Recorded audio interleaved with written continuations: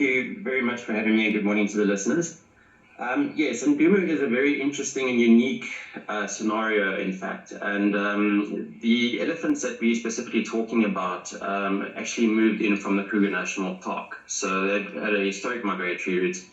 And the elephants moved from Kruger through southern Mozambique, and now they're finding themselves in and around Ndumo Game Reserve. Now, Ndumo Game Reserve never had elephants. The elephants were never stocked there, so the fences around the reserve are not elephant-proof fencing.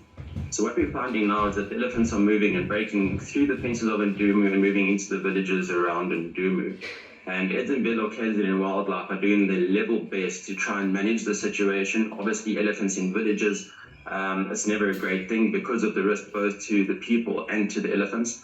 And in December, unfortunately, there were two situations where they had no real choice but to destroy the elephants. And we've then partnered with eNCA, KZN and Wildlife to actually try and provide further support and mitigation measures. We've got to keep in mind that these are not eNCA's elephants. These are elephants that are just moving through the system. So it's very difficult to manage. So what we've done is we've actually provided helicopter support on an ongoing basis to eNCA.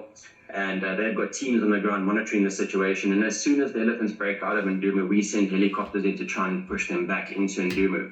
Obviously, it's not a long-term solution, but while we're looking at a fence that actually goes around Ndumo to contain the elephants, this is what we need to do. So on an ongoing basis, we're all in a WhatsApp group, an emergency WhatsApp group, and then we are actually responding to these elephants that break out. So I can tell you that in the last 3 weeks, eNCA has successfully rescued at least 18 elephants in partnership with us. So we're happy with the results, but there needs to be a bigger solution for the SADC region in terms of elephants. By what you're saying, communication is indeed key, especially because you can't say, okay, we're going to have this WhatsApp group just for South Africa. Elephants have nothing to do with what your man-made borders are about. How complex has it been to get those communication lines going and keeping them open, and then, of course, ensuring that as much as possible, the trauma that these elephants could potentially go through is contained? So yes, I must say the Mozambican authorities have been absolutely incredible as well. I think it was about 2 years ago, we actually moved a few groups of elephants from that area inside Mozambique up to the North National Park in a rescue mission that was also took us about 38 hours just to load the elephants and then drive them up halfway up to the country to Vilanculos.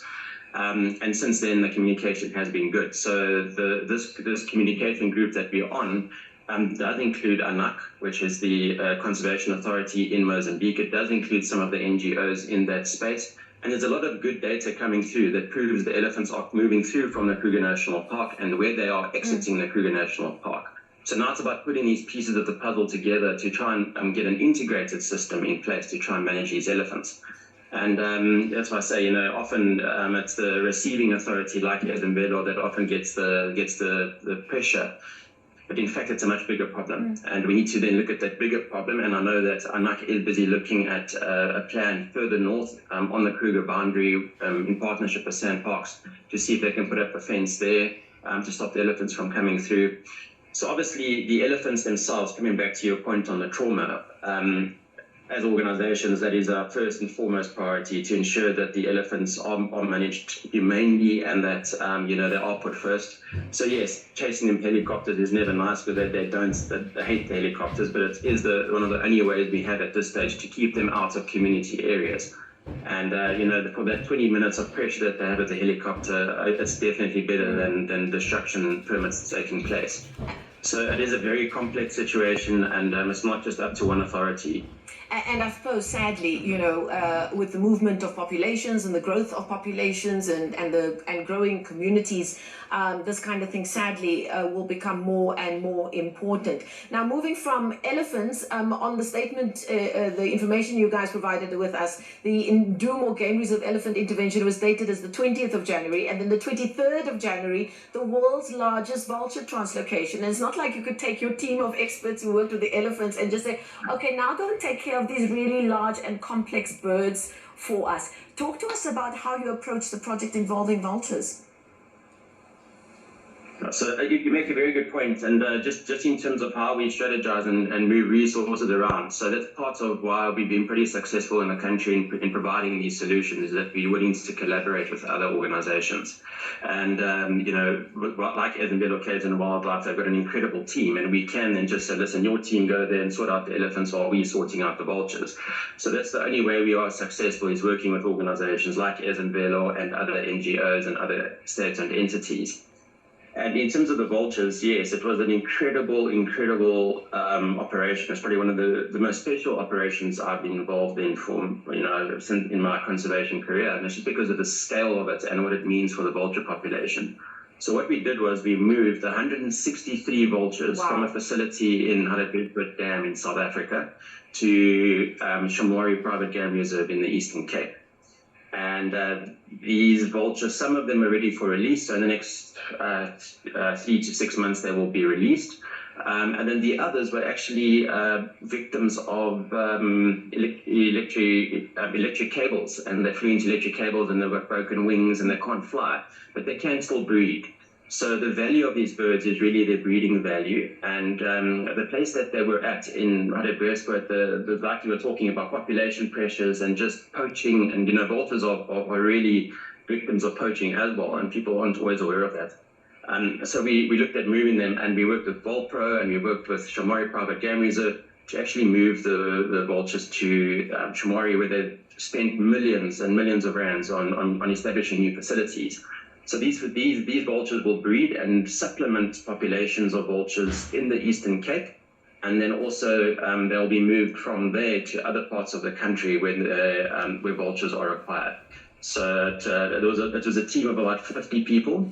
We loaded the vultures from crating to loading or catching the vultures to loading them on the truck. It took us 2 hours to load all 163 vultures, because you can't keep them in the crates for too long, it gets hot. So it was a very strategic plan that we had to put in place.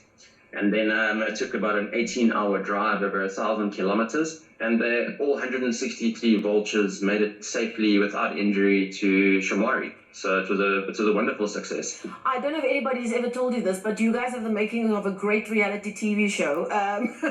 When you see this kind of things filmed in front of you and what goes into it, I do hope you do consider it, because that's also part and parcel of how we can educate people, especially when it comes to members of the ugly five, as I know it. We read about it with our toddlers in the books. Vultures are very, very important to our ecosystem as well. Thank you so much for sharing with us the important work that you and your team are doing at WeWild, and do keep us up to speed on some exciting projects you work on in the future. Dereck Milburn is with WeWild Africa, talking to us virtually there from Cape Town. Now to this, Eskom has implemented last-minute stage 2 power cuts this morning,